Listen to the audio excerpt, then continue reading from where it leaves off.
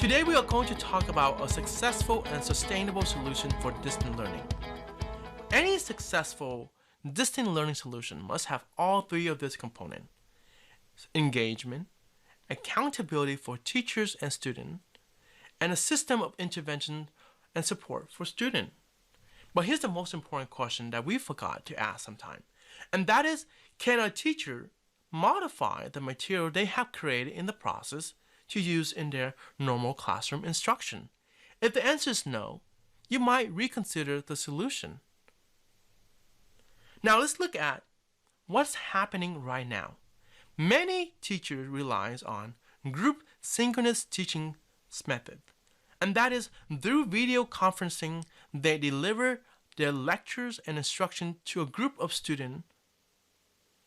Now if you are a teacher right now, you already know the challenge of engaging and keeping our students accountable when they are in class with us. What makes you think it's going to be more easier if they hide behind the screen? Well, the reality is low quality and is boring for many students. And it's very boring for teachers as well. But most important, it is very dangerous because we are exposing the student privacy.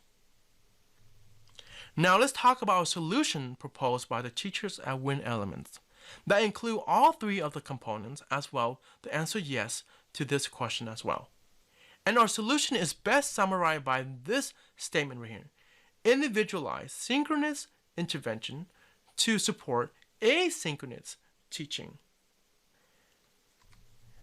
And this solution can be best understood by looking at the multi-tier system of support. And that is at tier 1, the teacher would create and deliver student-paced activity with adaptive assessment that provides student instant feedback. The student-paced activity could be a reading, a PowerPoint lecture, or a video with the adaptive assessment that provides student instant feedback. By having an adaptive assessment and instant feedback, the students are forced to think critically and generate questions. If students have questions, they would pose the question on a centralized online discussion for all students and the teachers to answer. Question is extremely complex. The teacher can video record and answer the question in detail. Now, of course, under Tier 2, a teacher used the comprehensive data from the assessment to identify and support any struggling students. Lastly, we would have Tier 3. This is where synchronous video conferencing becomes important.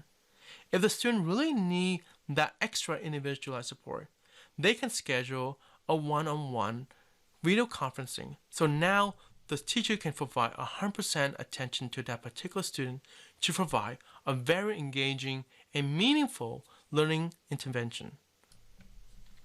And lastly, we want to remind school leaders and administrators there may be costly mistakes of distant learning PDs.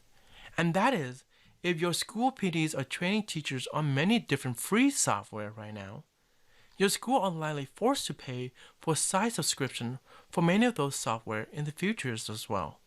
And that is why our business model is train first, pay later, and only pay for teachers who are using it, so that we can help school and teachers save money for other resources.